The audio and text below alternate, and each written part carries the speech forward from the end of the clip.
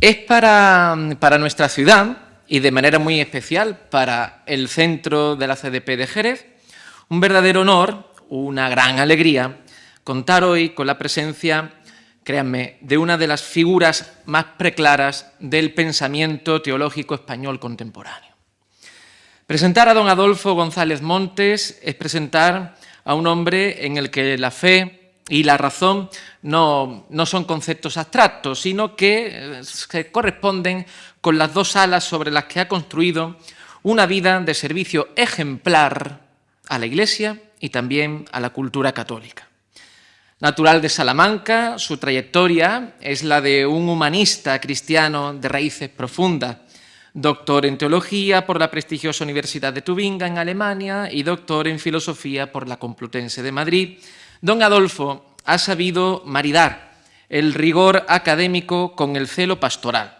Su labor como profesor de teología fundamental, también ecuménica, en la Universidad Pontificia de Salamanca, marcó a generaciones de seminaristas y laicos. Don José ha dicho maestro de maestros. Antes eso de que el Papa San Juan Pablo II lo llamara al orden episcopal, primero como obispo de Ávila y posteriormente como obispo de Almería, donde se ha desvivido esforzadamente, y lo recalco, hasta el último momento por su grey. Pero si hay un motivo por el que hoy su presencia aquí cobra sentido, casi providencial, es por su condición de maestro en el estudio del cardenal John Henry Newman. Mucho antes de que Newman fuera elevado a los altares, don Adolfo ya nos hablaba de él en diferentes trabajos dedicados a su figura en la prestigiosa revista Diálogo Ecuménico, de la que además fue su director. En este sentido, la dirección de la obra coral Pasión de Verdad, Newman 100 años después, El hombre y la obra, del año 92, es todavía hoy un texto de referencia para comprender cómo un hombre del siglo XIX puede iluminar los desafíos de la conciencia y la fe a otro del siglo XXI. En definitiva, nuestro conferenciante de hoy posee esa cualidad tan newmaniana de saber hablar al corazón de la sociedad civil desde la convicción de que la verdad es en sí misma el mayor bien al que podemos aspirar.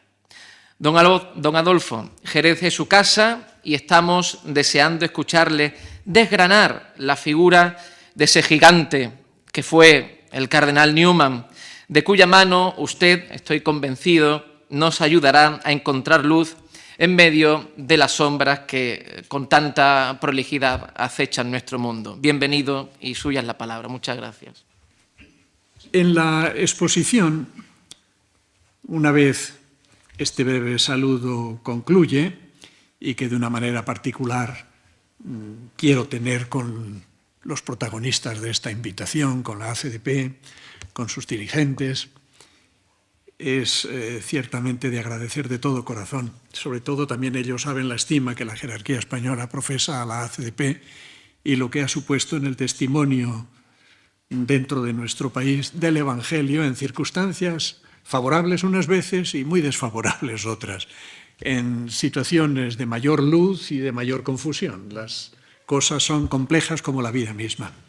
Así es que, tras este breve saludo, y saben que muy afectuoso, pasamos a una exposición en la que me propongo detenerme un poco en la biografía, ciertamente, porque es inevitable hacerlo. Es decir, el desarrollo de su pensamiento teológico va al ritmo de su propia biografía. Pero no me propongo, digamos, la biografía en sí de Newman, sino más bien la evolución de su propio pensamiento teológico.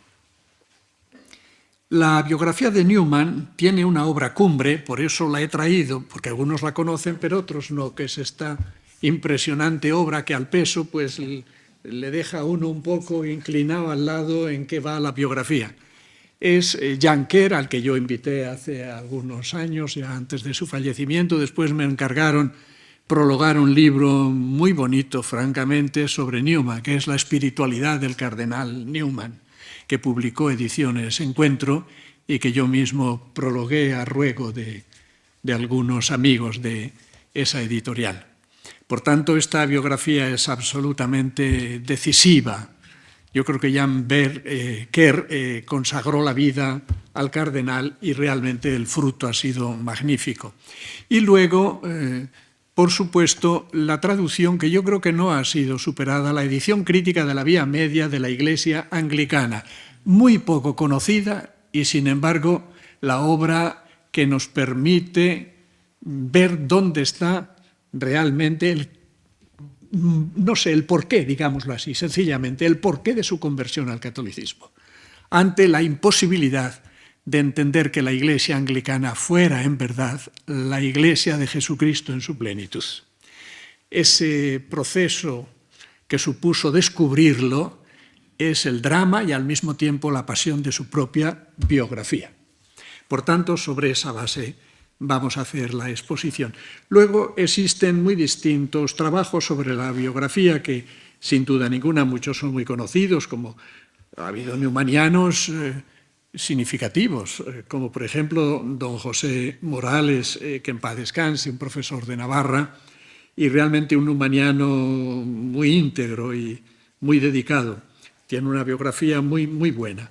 Recientemente ha aparecido la biografía de otro español que le ha dedicado también media vida, que es don Víctor García Ruiz, y ahí está, muy asequible para todo el mundo. No hablo ya de la biografía que es un poco la que opera como estándar porque está en el origen, la vida del cardenal John Henry Newman, de George Ward.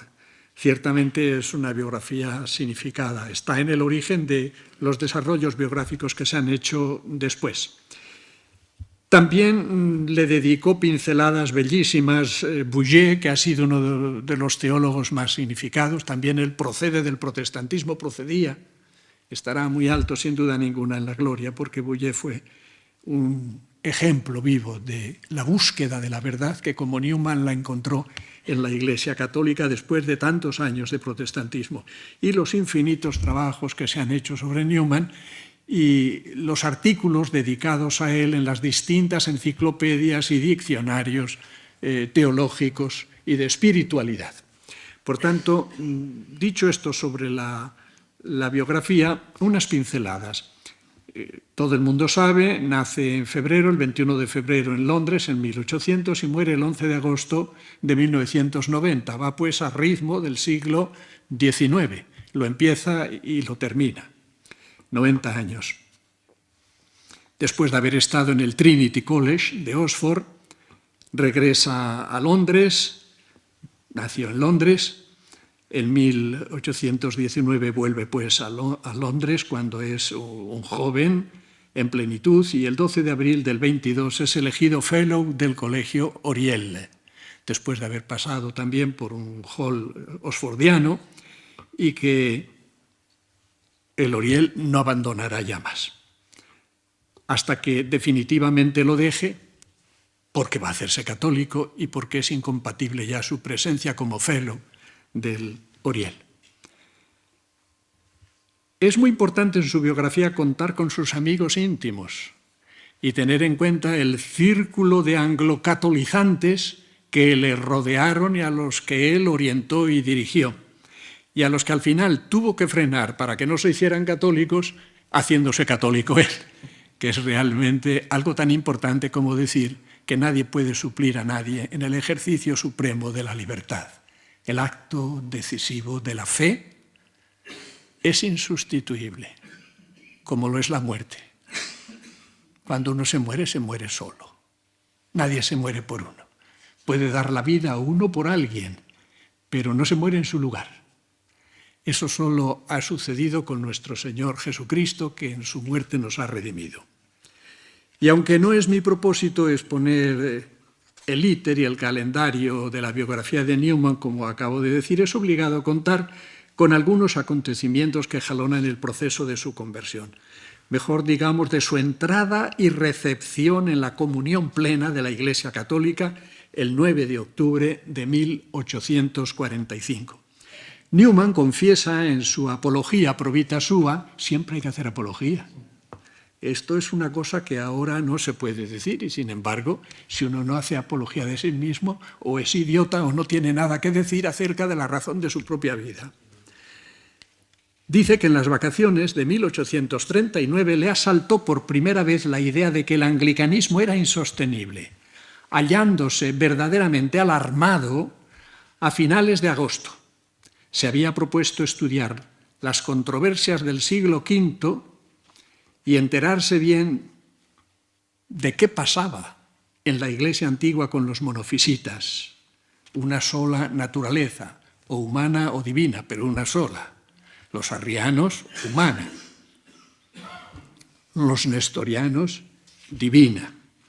Y profundizar sobre la temática cristológica y trinitaria comprometida en el debate con las desviaciones heréticas. Y haciendo esto, tropieza con que, pretendiendo explorar la doctrina a partir del criterio que él establece de antigüedad para decir dónde está la verdad de la fe, se encuentra con el ejercicio de la autoridad del Papa, que reivindica para sí, por razón de su ministerio, y que le parece ser semejante, si no menor, en Pío IX que en León el Grande. Es decir, el Papa era Papa en pleno siglo V, con un ejercicio potencialmente más determinado que el que ejercía Pío IX en el siglo XIX. Objetivo, pues, del proyecto anglicano de Newman es mostrar que, al fin y al cabo, la catolicidad del anglicanismo lo legitima como Iglesia, teniendo en cuenta que lo que representa el catolicismo histórico es igual en el Oriente que en el catolicismo romano, que en el anglo-catolicismo. Que al fin y al cabo estamos ante tres ramas determinadas por la historia de la Iglesia que identifican frente al protestantismo evangelista lo que de verdad es la Iglesia católica, presente en las tres ramas, operativa en ellas, pues en las tres opera la dispensación de la gracia en razón de la condición eclesial de cada una de las tres. Newman afronta una década después de haber pasado por ese viaje por el Mediterráneo al que se acaba de aludir, que le llevará por primera vez a Roma, acompañado de Frode, su íntimo amigo, su amigo más entrañable, y prematuramente malogrado como tantos entonces por la tuberculosis a los 33 años. Y de su padre, el arcediano Frode, también hombre benemérito en la historia de la Iglesia anglicana en aquel momento. Salen de Inglaterra el 8 de diciembre de 1832 y tras la celebración, en la segunda quincena de marzo de la Semana Santa en Roma, mientras sus amigos se vuelven a Inglaterra, el 9 de abril de 1833, Newman continúa el viaje hasta Sicilia, en el cual enfermará de fiebres tifoideas que le ponen al borde de la muerte en Castrogianni o Castrogiovanni, en la provincia de Enna. Newman vive la experiencia límite que le urge resolver en el encuentro con la luz de la verdad cristiana, en cuya búsqueda quiere empeñar su inmediato futuro. Allí, en Castrogiovanni, repetirá enfebrecido: yo no he pecado contra la luz. En junio de 1833 comienza el regreso a Inglaterra y durante el viaje por vía marítima compone el bellísimo himno al que ha aludido el obispo diocesano, don José. Lead, kindly light. Dirígeme, guíame, guíanos tú, oh luz amable, oh luz bondadosa. Y el 9 de julio está ya en Oxford. Newman no pecará contra la luz. Se acogerá a su irradiación que ilumina el entendimiento y caldea el alma, en la que la gracia de Dios alienta la fe.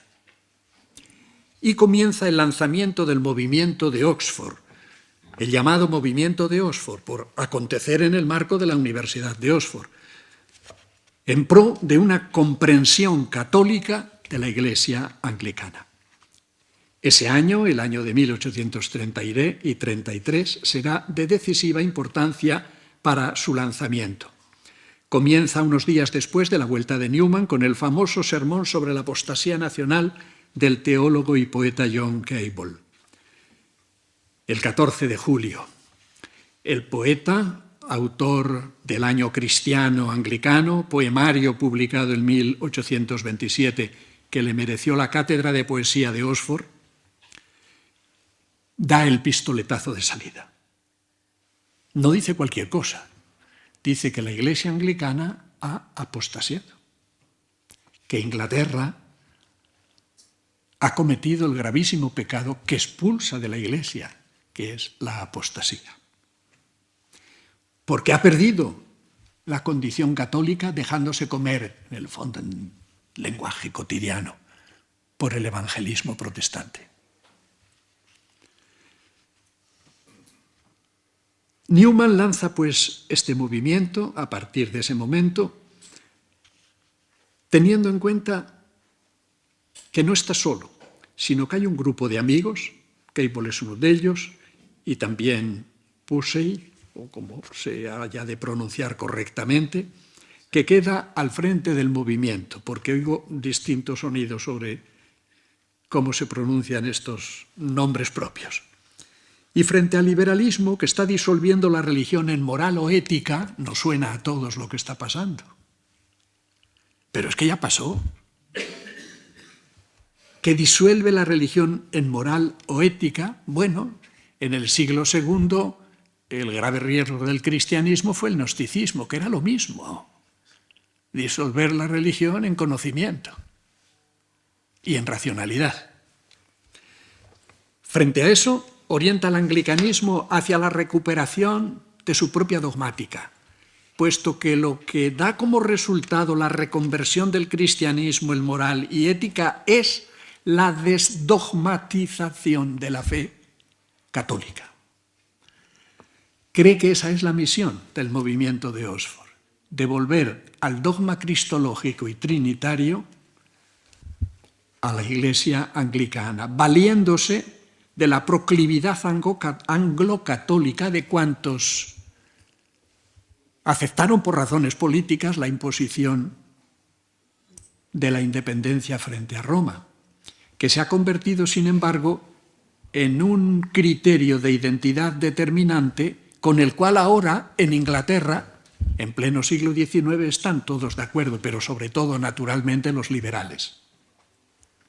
Se puede decir que lo que podríamos llamar el proyecto anglicano de Newman consiste en mostrar la condición católica de los 39 artículos, lo veremos cuando salga el famoso Tract 90, y en consecuencia de la Iglesia anglicana, y que su fracaso no le deja otra salida, al no poder llevar a cabo adelante este programa, que admitir que los reformadores del siglo XVI han orientado la reforma de la Iglesia en Inglaterra mediante la aplicación de los principios protestantes que definen la reforma del siglo XVI, que condujo a la ruptura de la Iglesia latina en Occidente, que ha perdurado hasta nuestros días. Con ello, Newman no verá otra salida que la de volverse hacia la Iglesia católica romana, admitiendo que las que él cree desviaciones romanistas, católico-romanas, que comprometen la tradición católica recibida de la Iglesia antigua, son legítimos desarrollos del catolicismo histórico de los orígenes. Cuando llegue ese momento, Newman no tendrá otra salida que hacerse católico. Por tanto, comienza a decir que es importante una lectura católica del famoso libro de oración común, el famoso Book of Common Prayer, que fue revisado varias veces desde que se elaboró la redacción estándar, que es la del arzobispo Cramer, del arzobispo protestante y protestante de verdad, Cramer, hasta la que se elabora en el año 62, 1562, que todavía será posteriormente también revisada y que en tiempos de Newman no contiene 14, sino 39 artículos. La introducción de la nueva liturgia supuso la abolición de la misa. Por decir misa, uno lo descuartizaban con 2 caballos, porque se habla de la Inquisición española, pero no se habla de ninguna otra Inquisición. Esta es la más terrible que ha existido. Por decir misa. El capellán que se comprometía a decir misa estaba arreglado. Por tanto, ha desaparecido la misa católica romana, pero ha desaparecido lo que podía ser el mozárabe en España, digámoslo, en la Hispania hispano-romana, pues realmente será el sarum, el rito, también anglo, y que tiene su trayectoria histórica, como sucede otro tanto con las demás liturgias de la Iglesia occidental. Tal vez la más sobresaliente con el mozárabe sea la de San Ambrosio, sea la ambrosiana de Milán. Newman venía del evangelismo más radical, del evangelismo protestante anglicano, por tanto su conversión tiene muchos pasos, basado sobre todo en el principio de la primacía de la Escritura, cuya aceptación como palabra de Dios implicaba la aceptación no solo de su inerrancia, sino también de su autointerpretación, que es lo que el Lutero más genuino, decía. El magisterio no tiene que interpretar nada. La palabra de Dios es clarísima por sí misma, clarísima con 2 eses en latín, y por tanto se autointerpreta y en eso consiste ciertamente la fe que salva, en aceptar que la palabra de Dios por sí es la que hace la fe, evidentemente, y la fe es la que justifica. Su contexto era el de las sociedades bíblicas protestantes, muy lejos están hoy las sociedades bíblicas, naturalmente, pero entonces consagrada sobre todo a la extensión de la Biblia. ¿Quién no ha leído la crónica de don Jorgito, ahora que he dicho que hay tantos Jorges por todas partes? Don Jorgito venía en el siglo XIX hasta que Prim, que después ya sabemos cómo terminó Prim, le dijo: ahora, don Jorge, puede usted recorrer la península y explicar cuando quiera la Biblia en todos los rincones de Iberia. La extensión de la Biblia, que era la que llevaba, por tanto, a la verdadera religión, sin otro aditamento, sin otra imaginación más que la de la palabra. Por tanto, aproximarse al anglocatolicismo era abandonar el extremo del ala protestante de la Iglesia de Inglaterra, ir pasando hacia el ala anglocatólica, que todavía no completa todo el espectro social del anglocatolicismo, sino que hay liberales por un lado y liberales también por otro, que acaban disolviendo una y otra opción. Tenía un hermano, bueno, los hermanos, cada uno a su manera, 2 chicas y 2 chicos. Francisco, su hermano, pues era radicalmente protestante y evangelista, y tuvo sus peleas con él sobre este punto. Pero es curioso que justamente un liberal, que terminó siendo el rector de la universidad, o preboste, decían entonces, y ahí viene lo de prebost y el nombre del Papa León, ahí tiene su historia, el rector de la Universidad de Oxford, al tiempo que era presbítero de la Iglesia anglicana, era de talante, moderado, afectuoso, un hombre muy relevante en la clerecía de la época, Edward Hawkins, vicario de la Iglesia Universitaria de Santa María de 1823 a 1828, cargo pastoral en el que le sucedió después Newman, quien le inclinó precisamente hacia el aprecio de la tradición como criterio hermenéutico de la Biblia. Esto fue muy importante para Newman, puesto que le cambió la cabeza. Newman permaneció como vicario de Santa María ya hasta el final, hasta el momento en que abandona prácticamente el anglicanismo en 1843, aunque la entrada en la plenitud de la comunión católica es del 45, en octubre del 45. Y aunque recibió de Hawkins esa suave inclinación hacia el aprecio de la tradición, no pudo completar su obra hasta que realmente, es decir, no pudo proponer su proyecto anglo-católico hasta que realmente dio con la clave de lo que es la famosa vía media, que consiste en quedarse con el catolicismo histórico y renunciar a todas las desviaciones de los romanistas, a los dogmas del catolicismo que han conducido no ya a la primacía del Papa en el sentido gubernativo pastoral, sino a la infalibilidad pontificia que tendrá que esclarecer en su momento cuando ya es católico, pero a la que se prepara desde muchos años antes, desde varias décadas antes, desde los años 30, los finales años 30, puesto que todo está contemplado en un proceso, y en un proceso donde los conceptos se van elaborando evolutivamente. Creo que no hay una edición de la Vía Media, ciertamente, como la que conseguimos con Aureli Boix, que en el cielo esté muy alto, uno de los newmanianos más destacados en España, que publicamos en el número 22 de la colección Biblioteca Ecuménica Salmanticensis, que salió con el título de Vía Media de la Iglesia Anglicana, conteniendo las lecciones sobre la función profética de la Iglesia, título con el que fue publicada la primera edición inglesa. Para entonces, Newman ya tiene estructuralmente elaborado lo que quiere ofrecer.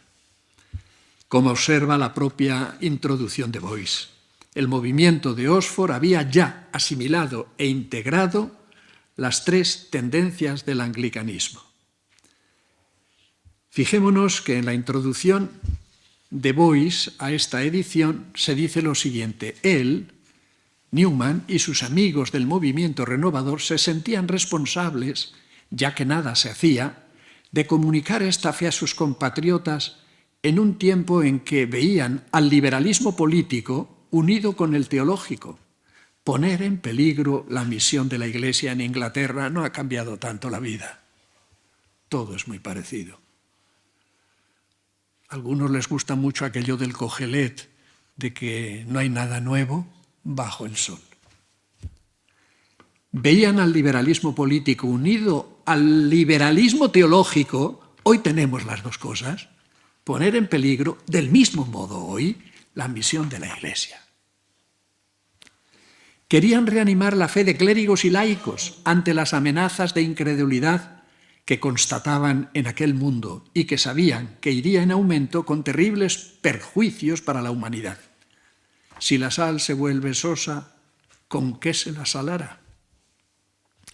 Su mirada les daba la certeza de que ni los fervores evangélicos, y hoy andamos con fervores también, consistentes en la adhesión individual de grupos aislados de la Biblia sola, en círculos apasionados, llenos de emotividad, ni siquiera las campañas de difusión de las instituciones filantrópicas del evangelismo, Caridad, Dispensario, ONG, organización no gubernamental, serían capaces de resistir la embestida del escepticismo y del utilitarismo si no estaban arraigados e integrados en una vida cristiana plenamente eclesial.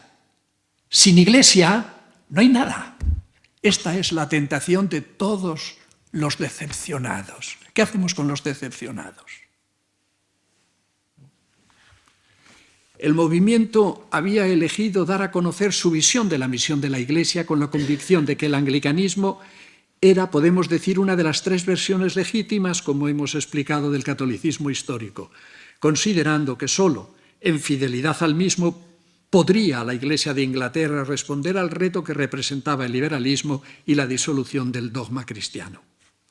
Con esta perspectiva, Newman ha madurado la vía media. comienzan a editarse en 1933 los famosos tract, folletos, panfletos. También con folletos funcionó la Reforma del siglo XVI.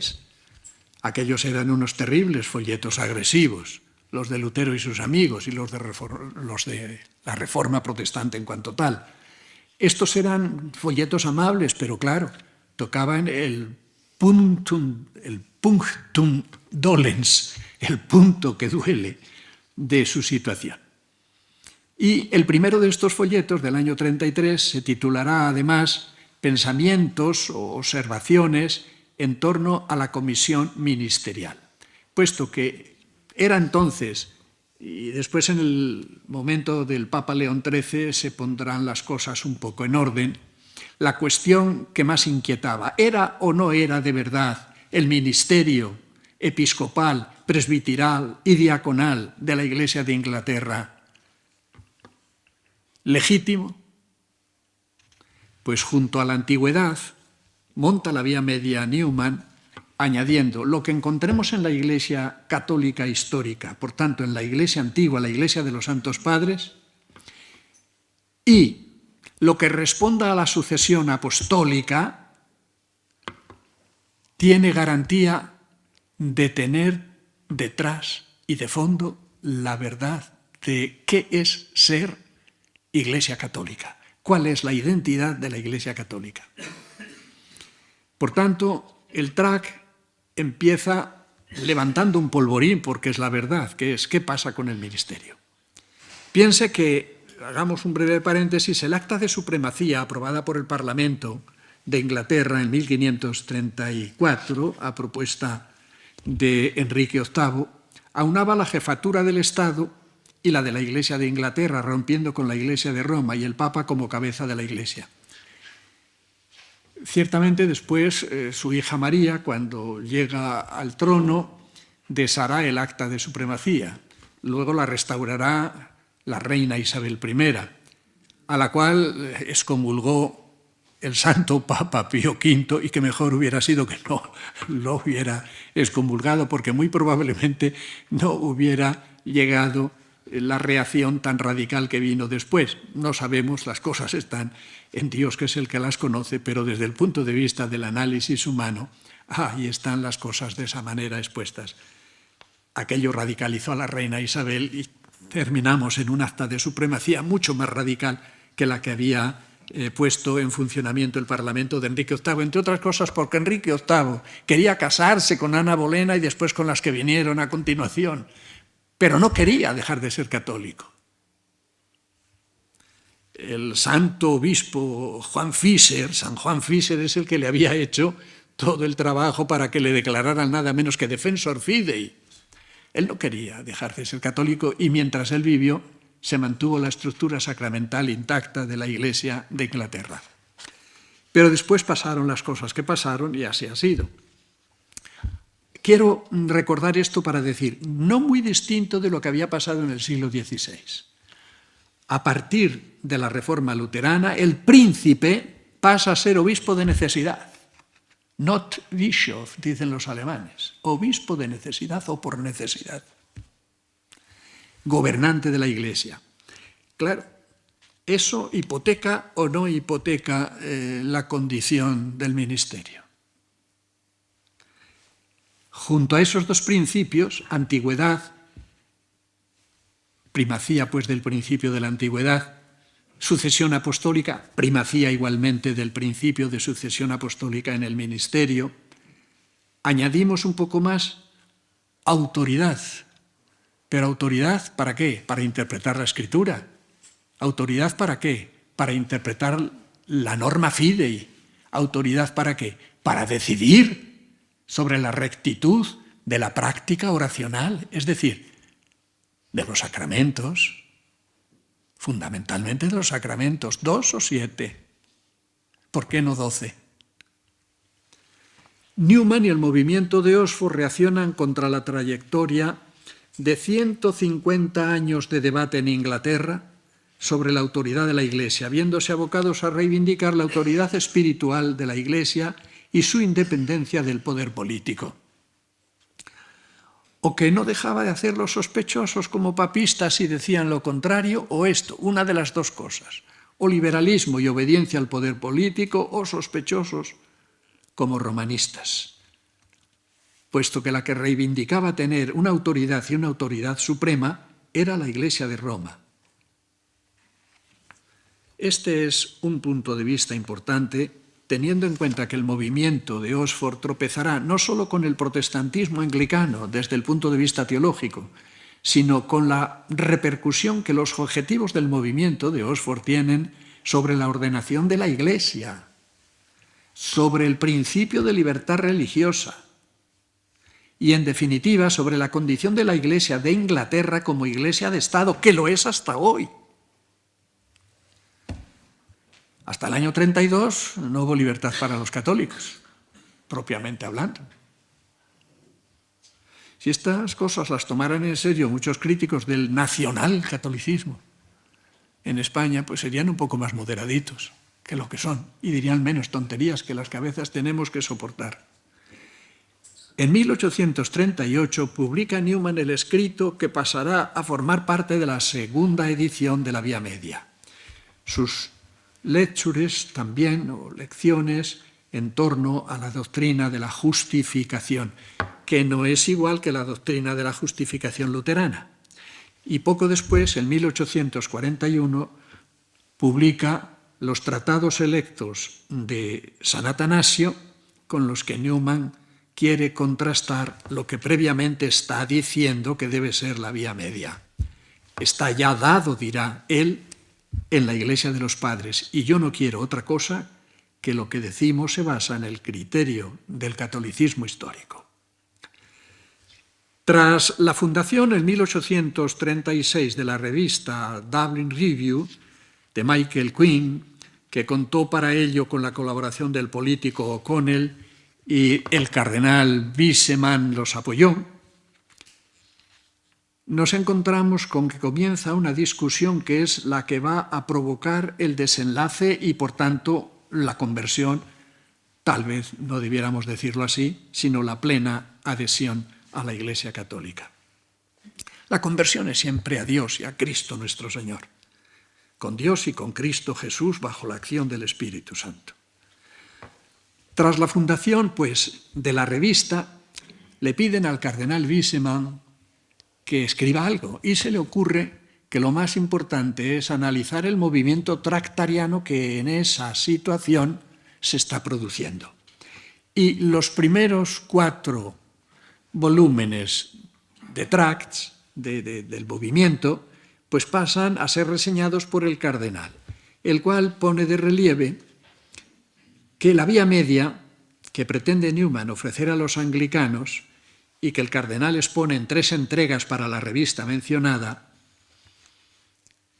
no argumentan con contundencia que no esté en la Iglesia Católica Romana en aquella plenitud irrepetible e incomparable que pretende para el anglo-catolicismo el cardenal.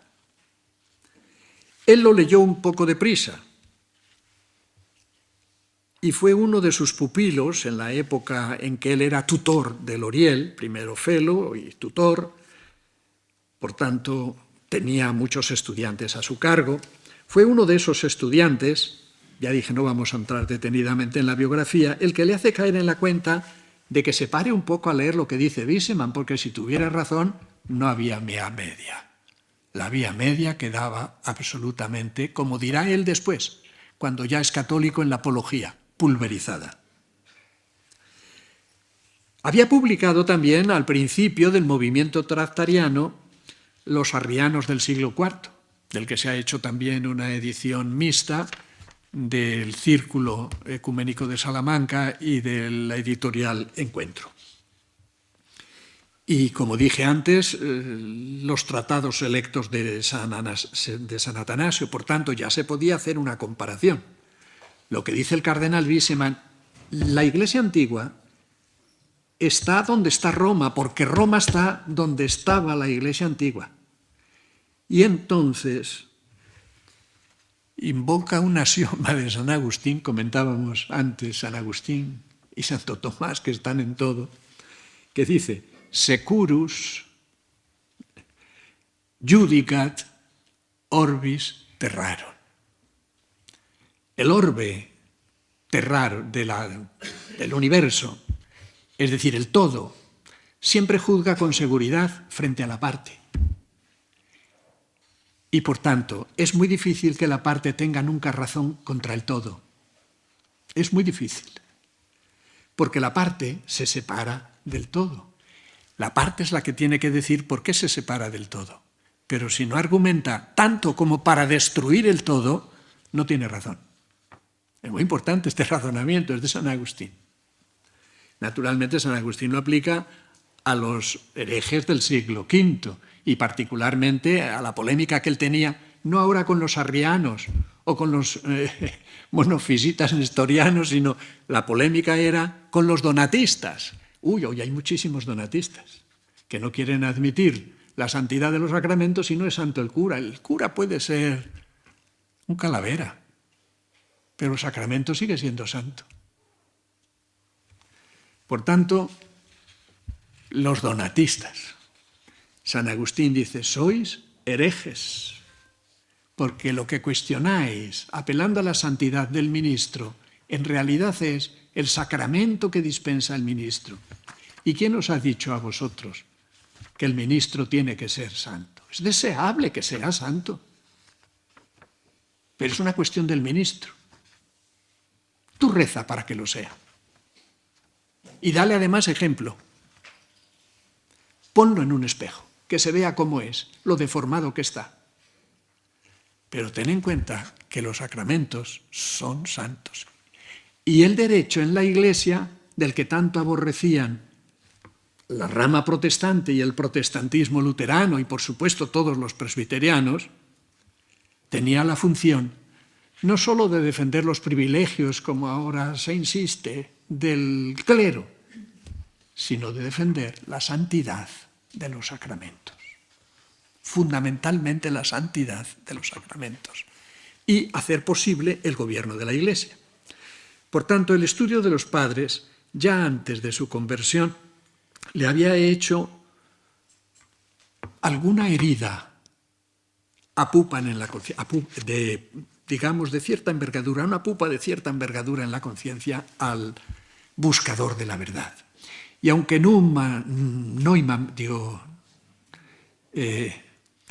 mantenga y lo mantiene porque es importante tenerlo en cuenta, su búsqueda radical de la verdad, lo hace ya como pasa con el pobre ave al que le ha tocado algún tiro de los cazadores, algún perdigón que le ha dado en el ala.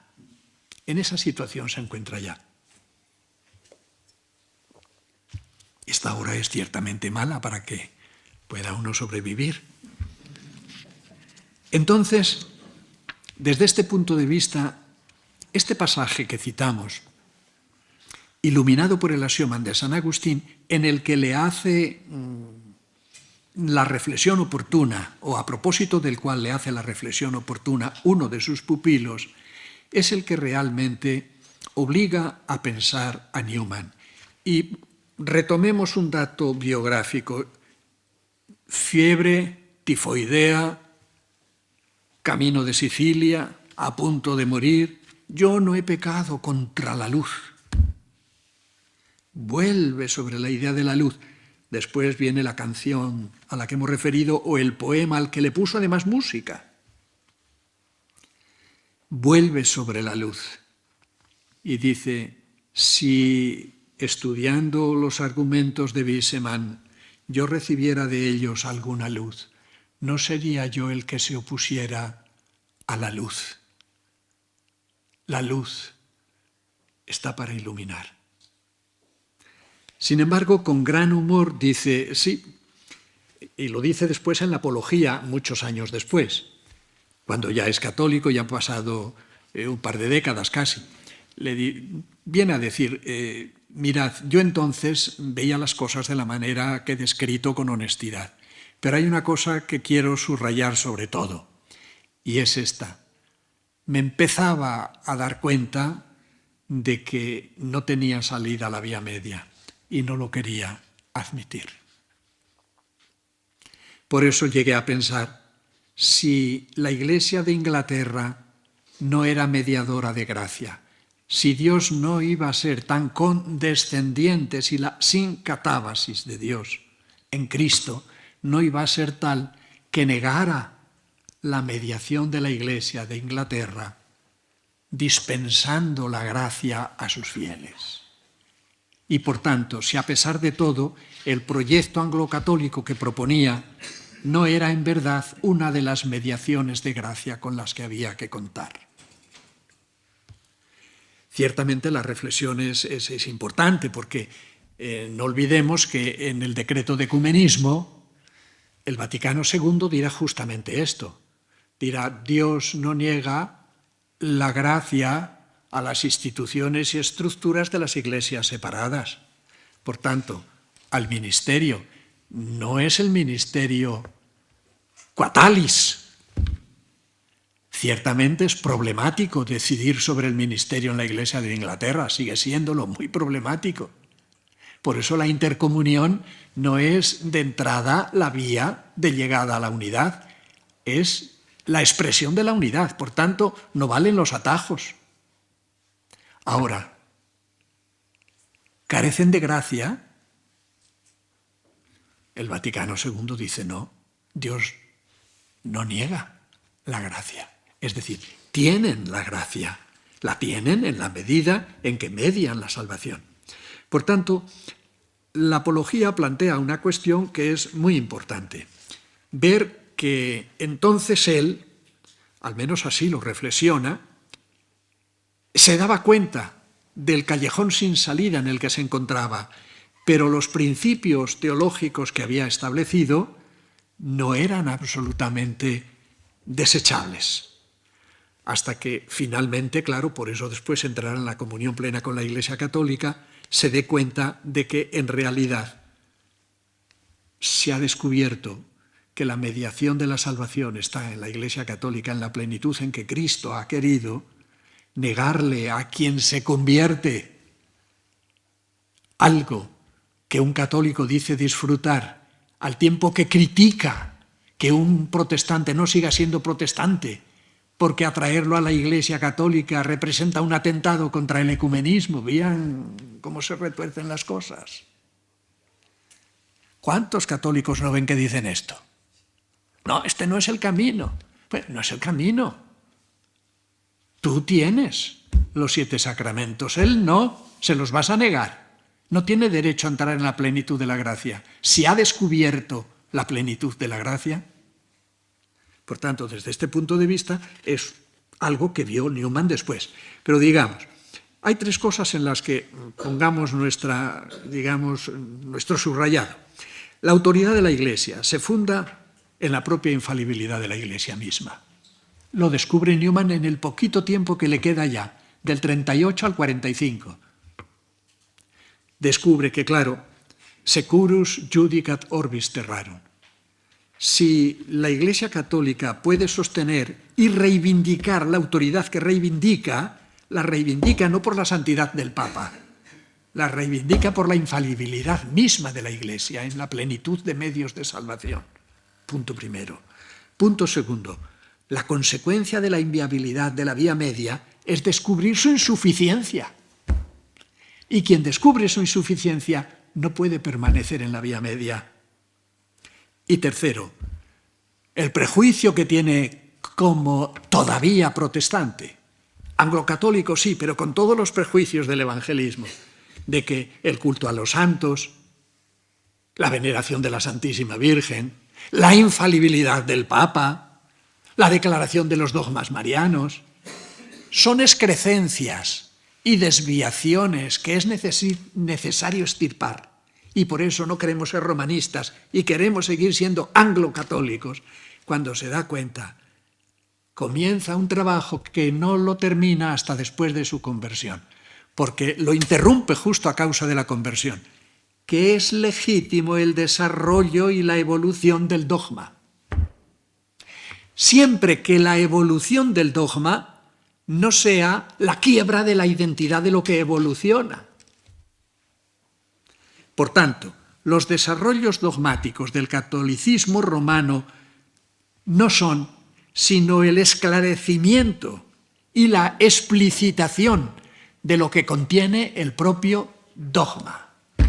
Que María sea inmaculada, si lo ha creído siempre la Iglesia, no lo ha definido como dogma, lo ha definido.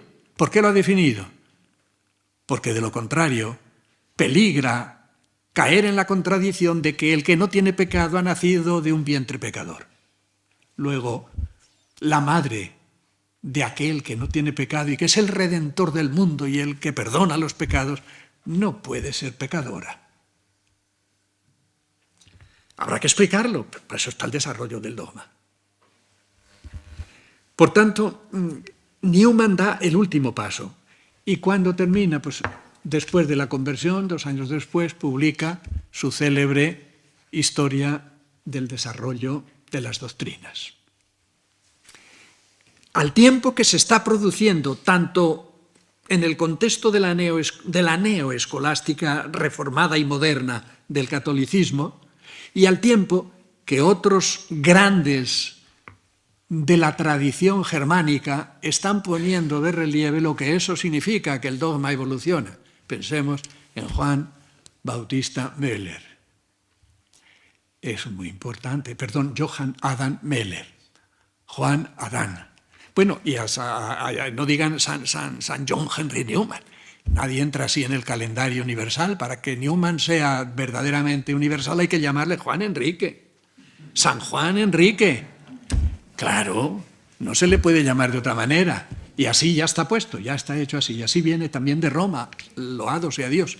Viene así, en los esquemas que nos han mandado para empezar a trabajar definitivamente en la edición española. Bueno, pues el desarrollo del dogma sale después de su conversión y pone de relieve que es la legítima explicitación contenida en la fe y que no ha terminado, sino que está en sí misma siempre en proceso. Desde este punto de vista se pueden hacer aclaraciones de diverso género. Con lo cual, el artículo de Wiseman dio lugar a un proceso en el cual ciertamente no había otra salida que la que al final tuvo que encontrar Newman. Finalmente, y concluyo brevemente, evaluación, crisis final y entrada en la plena comunión de la Iglesia Católica, en un proceso que va del 41-42 al 45, cuando ya ha tenido por delante la necesidad de abandonar su condición de fellow del Oriel, dejar el Oriel, dejar la parroquia universitaria de Santa María, trasladarse a Lytton Moor y establecer ciertamente allí una especie de vida monacal que será el paso para, una vez convertido, ir a lo que es Meribal. Kerr describe la crisis que siguió en los años más decisivos de su aproximación al catolicismo romano. La fe de Newman ha hecho crisis años atrás, ciertamente. Ha empezado con la quiebra del principio escriturístico. No se puede leer la Biblia si no es la Iglesia la que la lee. El libre examen es inadmisible. Ha llegado a afirmar el principio eclesiológico como marco hermenéutico de la Escritura. En definitiva, el magisterio de la Iglesia, que está al servicio de la tradición de fe, porque la que norma es la norma fidei, claro, y viene dada por la tradición de fe eclesial. Y ha comprendido que el ejercicio del ministerio tiene aquella autoridad por encima de la cual no puede haber otra en materia de doctrina, en materia de fe, y que en consecuencia, este es el tropiezo que tienen los alemanes, que quieren poner una comisión, una conferencia de laicos y de obispos, a ver si juntos gobiernan el conjunto de la Iglesia. Eso pertenece a la sucesión apostólica. Por encima del episcopado no está más que el Santo Padre, no hay más. Todo lo demás es el liberalismo, es la tentación de acomodación a la sociedad democrática de la naturaleza teológica de la Iglesia. Pero es que no es un invento de los curas, es que la Iglesia la inventó nuestro Señor Jesucristo. y está inventada ya. Decir esto es muy complicado porque no todo el mundo lo quiere escuchar. Otra cosa es que se establezcan comisiones de consulta, debates, que legítimamente ejerza, como no, el laicado las funciones que le corresponden. Pero si quiere gobernar la Iglesia, que se ponga bajo las manos del obispo y que deje de ser laico para ser ministro ordenado. Porque es que ese sacramento está para eso. Esto lo ha descubierto Newman. Y esto es lo que le lleva definitivamente a decir, detrás del principio de autoridad, ¿qué hay? La infalibilidad de la Iglesia. ¿Y quién interpreta?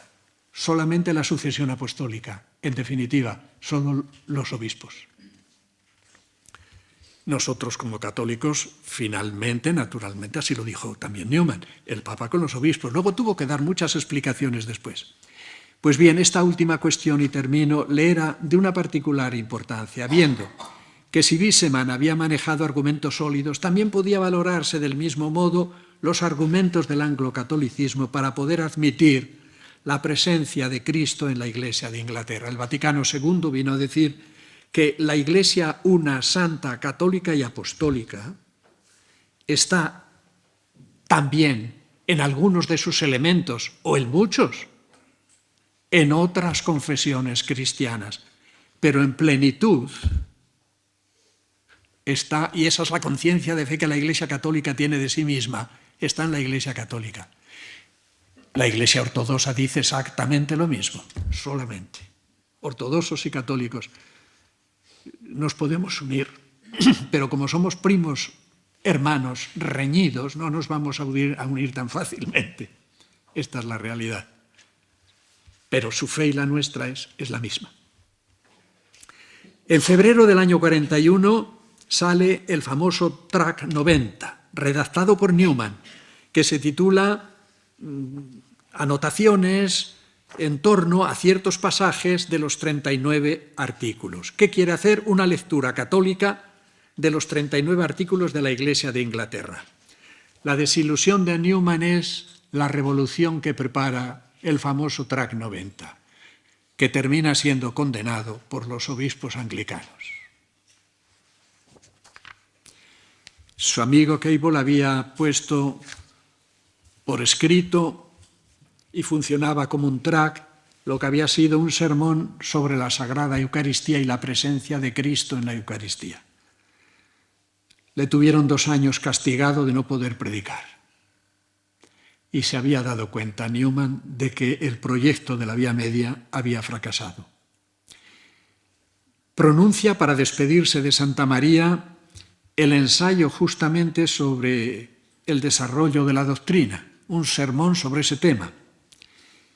Y digamos que aquel sermón es el preludio de lo que tiene entre manos, que deja por concluir cuando va a ser recibido por Barberi, el famoso padre Domingo, el padre Domenico Barberi, pasionista, que es el que le recibe en la Iglesia Católica y que también ha sido beatificado. Hace poco, no hace tanto, y que es un santo de Dios, que es el que le da la mano para que entre definitivamente en la Iglesia Católica y lo recibe como tal, el Littlemore.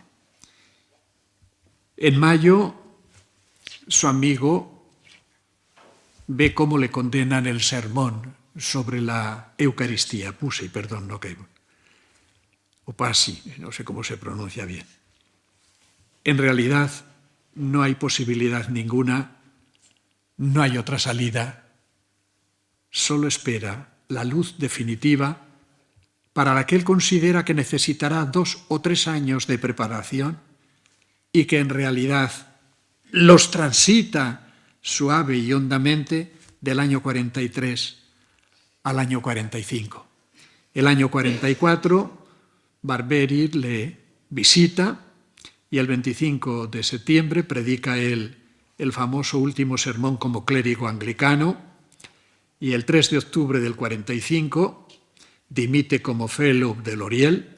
Para el 9 del mismo mes en la Iglesia Católica entrar y poco después, naturalmente, una vez que es recibido, ser confirmado y al fin marchar a Roma para en Roma prepararse para la ordenación sacerdotal, con lo cual ha puesto en cuestión su propia condición de presbítero y humildemente se somete a las directrices de la Iglesia y es ordenado sacerdote. Cuando veo que en el programa está, les van a hablar del proyecto educativo de Newman, cuando va a ser el responsable del proyecto de una universidad católica en Dublín, que los obispos irlandeses le encomiendan, de acuerdo también con los obispos católicos de Inglaterra. No olvidemos que Inglaterra es una nación de hace pocos meses, por decirlo de manera jocosa. Hace, digamos, muy poco tiempo que Irlanda es Irlanda. O sea, el Reino Unido era el Reino Unido de las tres, Inglaterra y Gales, Escocia y, naturalmente, Irlanda. Pero él va a Dublín con la ilusión del mundo de poder montar una iglesia, digo, una universidad católica, y le prometen, ciertamente le dicen, además, para que usted pueda, con autoridad, está entre los dos episcopados, los anglicanos, los católicos ingleses, los católicos irlandeses, tener aquella autoridad que necesita para poder montar la universidad. Luego, por diversos asuntos que hay que analizar en su biografía, no llega a ser, y sorprendiendo a todos y defendiéndolo, en definitiva, frente a los ataques de una minoría, pero extendida católica, le hace cardenal, León XIII. Con lo cual disipa las sombras y se hace definitivamente la luz para el cardenal. En 1879 León XIII le crea cardenal, no fue obispo, le crea cardenal y muere el 11 de agosto de 1890, siendo enterrado en el cementerio del oratorio en Rednal, el oratorio que él llevó a Inglaterra. Así se le pidió en Roma, que introdujera el oratorio, que el oratorio se acomodaba muy bien a lo que podía ser una congregación religiosa y al mismo tiempo una entrega a la educación católica, que él realmente tenía entre ceja y ceja como algo que había que llevar a término, y bellamente quería concluirlo con la creación de la universidad. Ahí está su libro, Idea de una universidad, que es un magnífico programa de educación universitaria, no solo de adquisición de saberes, sino de configuración educativa de la personalidad. Muchísimas gracias.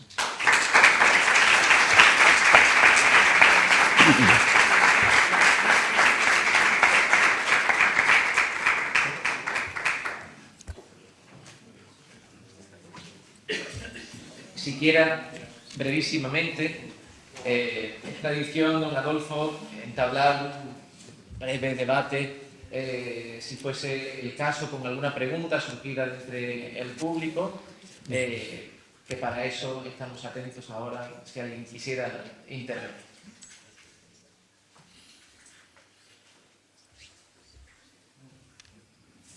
Bien, voy a intervenir. Con permiso, don Adolfo. Sí, porque me parece un capítulo apasionante de la vida de Juan Enrique Newman, el hecho de esa preocupación que él siente en el primer periodo, donde nosotros nos hemos visto apuntado, de la desdogmatización cristológica de la Iglesia anglicana. Y claro, al inicio de mi palabra había dicho cómo puede iluminar a alguien del siglo XIX a una persona del siglo XXI. Don Adolfo, no es que estemos quizás en esa situación, pero sí que es cierto que nos encontramos, quizás, al menos en el ámbito secular, lo vemos, lo podemos expresar, pero cercanamente, con ciertas diferencias, pero cercanamente a ese pensamiento. ¿Cómo nos podría iluminar la figura, y usted mismo, del cardenal Newman en este sentido? Verdaderamente nos estamos encontrando, ciertamente no como una desdogmatización, pero sí como una suerte de dogmatización etérea, donde quizás en algún momento podamos decir una cosa y en otros otra. Sí, en este momento yo creo que a veces está uno más cerca de un luterano procatólico que de un católico proprotestante. Esta es la realidad, ¿no? Esto está sucediendo y hay actitudes muy difícilmente compaginables con la dogmática cristológica y trinitaria. Uno de los problemas serios que tiene el diálogo católico-anglicano ciertamente es el ministerio, lo reconoce todo el mundo. Eso no hace falta ser, pues en fin, muy documentado. Casi está a la orden del día en los semanarios de una y otra confesión y también en la misma prensa. Por tanto, con un poco de curiosidad puede uno hacerse a la idea de que si está viendo al arzobispo de Canterbury, pues diga, caray, pues esto o es apetecible y hay que ver qué atrasada está la Iglesia Católica, o esto es una desviación y hay que ver qué desviada está la Iglesia Anglicana. Las dos cosas cabe decir, o que nosotros estamos muy atrasados o que ellos están muy desviados. Por tanto, los paralelos son claros. Pero decía lo siguiente, uno de los problemas serios, muy serios, que tiene el diálogo, no solo que todo lo que se ha construido, un acuerdo pleno, que se había llegado a un acuerdo pleno, bautismo, Eucaristía y contenido del ministerio, no sujeto del ministerio. El disenso en torno al ministerio era el sujeto del ministerio. Porque si realmente una mujer puede ser presbítero, también puede ser obispo. Se trata si eso está acorde con la revelación divina. Esa es la cuestión. Si está acorde con la revelación divina. Eso hay que dilucidarlo. Y por tanto, desde ese punto de vista, hay un problema. ¿Pero es el más gordo? No, el más gordo es el trinitario. Es que uno está hablando con un anglicano y no sabe con quién está hablando. Si con un creyente cristiano en la Trinidad Santísima o con un unitarista liberal que dice que Padre, Hijo y Espíritu Santo son, como en el modalismo de la Iglesia antigua, son formas operativas de Dios. No, la dogmática trinitaria dice que hay personas en Dios, no como son las personas humanas, porque nosotros proyectamos y tendemos en esa proyección a representar las personas divinas como las personas humanas. No, para eso está la analogía, y el principio de analogía es fundamental para esclarecer la fe. Pero claro, una cosa es reconocer la dificultad de, a través de la analogía y de las fórmulas dogmáticas, entrar en la res, en la cosa afirmada en el dogma, y otra muy distinta, con los liberales disolver el dogma en símbolos, figuras, imágenes. ¿Por qué le llamamos a Jesucristo Hijo de Dios? ¿Por qué se revela como Hijo de Dios? ¿Sería posible sin la procreación humana, sin el Padre, la Madre y la prole? ¿Sería posible hablar del Verbo de Dios y del Logos divino de otra manera, sin la familia humana? No sería posible. Por tanto, proyectamos la filiación humana sobre la filiación divina. Claro, si no se tienen ideas claras de la fe, y esto es lo que marca el magisterio de Newman.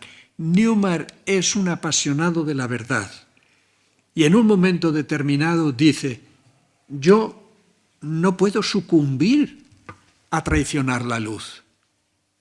Si realmente veo que la confusión y la tiniebla es lo que hay en la mente de un creyente, tengo que destruir en el diálogo, claro está, en la conversación, en el ejemplo, en el compromiso, lo que es la vida cristiana, que mi fe y la de aquel otro que no participa de ella son distintas. Claro, el Dios cristiano y el Dios musulmán son dos dioses, dígase que es el mismo, pues claro que es el mismo Dios, pero comprendidos de forma tan antagónica y tan diversa, y lo mismo pasa con el judaísmo, es el gran problema. Por tanto, hoy en día urge profundizar en la formación cristiana, en la catequesis, primero. Eso no tiene vuelta de hoja. La catequesis de adultos y, naturalmente, en la formación universitaria y en la mentalidad desarrollada de una sociedad tan compleja y tan difícil como la nuestra. Y si eso no se hace, pues claro, no hay un ajuste, hay un desajuste constante en tantos creyentes que terminan poniendo entre paréntesis la fe y viven, como decía Juan Pablo II, como si Dios y Cristo no existieran. Por tanto, ya lo creo que ilumina, es un apasionado de la verdad. La verdad es el gran problema.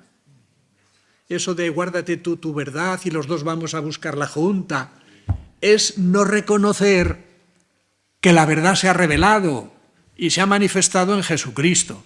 O crees esto o no lo crees. Si lo crees eres cristiano, si no, no te empeñes, no eres cristiano. Así es. Sí. Brevísimo, padre, por favor. Sí, adelante. Sí. Gracias. Una aclaración. Una de las preocupaciones que tenía Newman a la hora de hablar de los laicos es verles como cristianos de segundo grado. ¿Cristianos? De segundo grado. De segundo grado.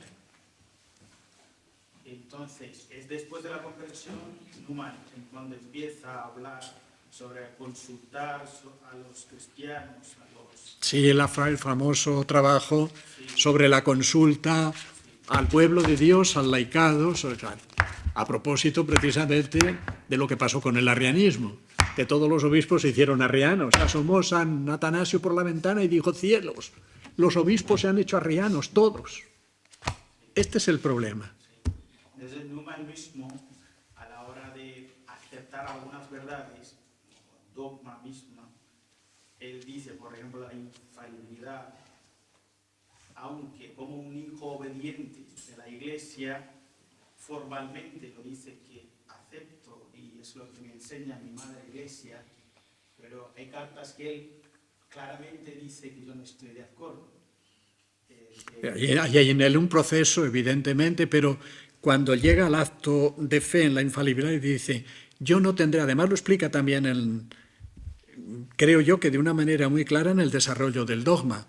Dice, una vez que uno descubre, por eso he insistido, en lo que está detrás de la autoridad de la Iglesia, que es la infalibilidad de la Iglesia misma, entonces no tengo inconveniente en obedecer.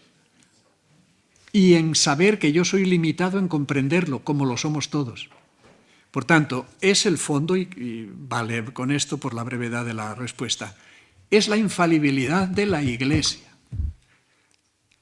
Es lo que está detrás, lo que está de fondo. Pues muchas gracias, don Adolfo. Les emplazamos a continuar el debate, si lo desean, con un café en el patio del obispado, que nos agradará enormemente que juntos lo compartamos. Don Adolfo, muchísimas gracias de verdad.